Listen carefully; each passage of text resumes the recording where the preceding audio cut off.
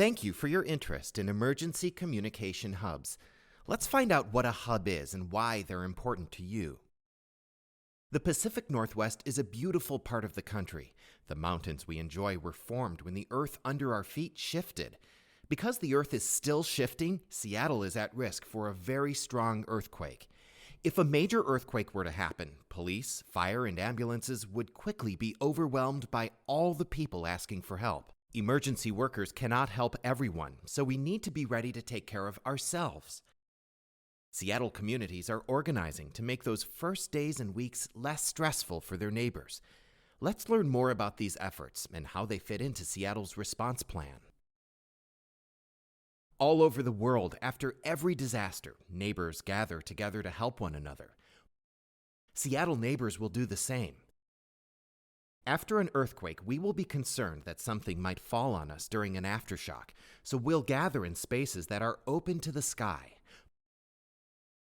Parks, community gardens, even parking lots will become natural gathering places. The circles on this Seattle map indicate those logical gathering spots. We call these sites hubs. The hubs with solid centers have neighbors working together and organizing. The hubs with hollow centers are waiting on neighbors to get involved and get organized.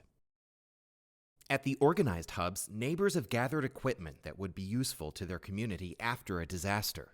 Their equipment is in unmarked metal boxes. Most of them are less than 3 feet tall and usually 4 feet wide. They easily fit in the back of a pickup truck. You'll find boxes like these all over Seattle. Most of them hold rakes and shovels for park maintenance or sports equipment, and some are actually hub boxes. You cannot tell the difference. As you see in this picture, the hub box has space for a folding table, a couple chairs, signs, paperwork, a few tools, and other things to help neighbors communicate. The gear in the hub box is enough to get neighbors organized. It probably is not everything they will need, but it's a great start. Hubs have 2 major missions. They gather and share information, and they match needs and resources. After a large earthquake, cell phones and the internet might not work, and we will probably lose power. It'll be hard to find out what is going on and what to do to stay safe. Neighbors will come to the hub with information to share, so the box has supplies to capture and post what's going on in the community. This is information you might see posted at a hub. There's a downed power line across Rainier Avenue South and Henderson Street. Keep away. Rite Aid Pharmacy will be open tomorrow from noon to 3 p.m. Bring your medicine bottle. Hub volunteers and ham radio operators work closely together. Ham radio operators will gather information from city officials, such as boil tap water for 1 minute before drinking. University Bridge is closed to traffic. In addition to gathering and sharing information, Hub volunteers also match needs and resources. The Hub box has paperwork so neighbors can write down what they need and what they have to share. Hub volunteers work to find matches between households. For example, this household needs a tarp to cover their cracked chimney. Another household has a tarp they're not using. That's a match. This young family needs diapers. This household has extra diapers. That's a match. A neighbor who lost their puppy and a neighbor who found a puppy. That's a match. Sometimes it's not stuff that's needed, it's help doing something. This household needs plastic put over their broken window.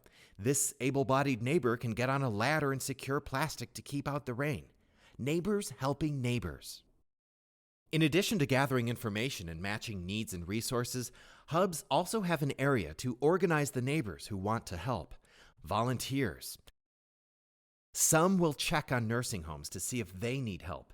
Medical personnel might be sent to help at a first aid station. Other neighbors will be asked to sweep up debris. Everyone has skills that will be useful after a disaster. Hubs also have an education area to help neighbors get their questions answered.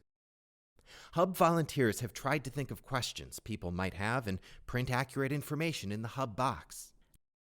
Now that you have a better understanding of what the hubs do, let's look at how Seattle prepares for a disaster so you understand how the hubs fit in.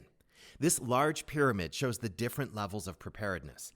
The bottom level, the base of the pyramid, is your household. It's the biggest because that's where most of what you will need after a disaster comes from. Seattle does not have huge amounts of food and water stashed away to give out after a big disaster. Neighbors often assume the hub box contains food and water and are surprised when they see tables, paperwork, and posters. The city of Seattle asks that all households store enough food, water, and other necessities to take care of their needs for 2 weeks. That's the goal, everyone prepared for 2 weeks of being on your own. However, the city understands that many households don't have the extra funds or the storage space to make that happen. So they ask that if your household can prepare, that you do so. We will cope with any disaster that comes our way, but it will be much easier if everyone has put aside what they can. The next level up on the preparedness pyramid is you and your neighbors. Whether those neighbors live on the floors above and below your apartment, or they live up and down your street. No matter how well prepared your household is, all of us will need neighbors after a disaster. The nurse in the apartment upstairs might be able to clean your cut so it does not get infected. The person down the street might have the skill and the tools to help you keep the rain from coming in around your leaking window. Everyone has skills that will be useful after a disaster. Medical training would be great, but maybe you're good at cooking for a crowd, getting people organized, or you can keep kids calm and entertained. Maybe you can translate for someone or sit with a neighbor who's struggling with the shock of it all.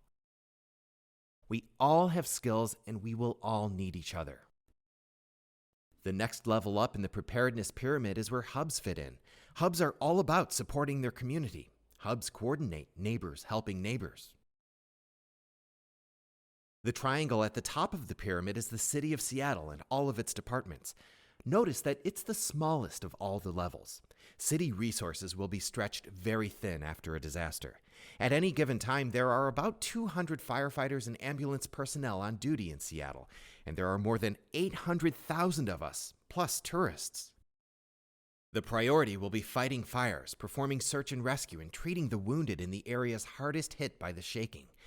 Depending on where you live, you may not see a first responder for some time while they're tied up and taking care of those hit hardest by the disaster. Also, first responders cannot work forever without rest, and the next shift might have trouble getting into the city if transportation is disrupted.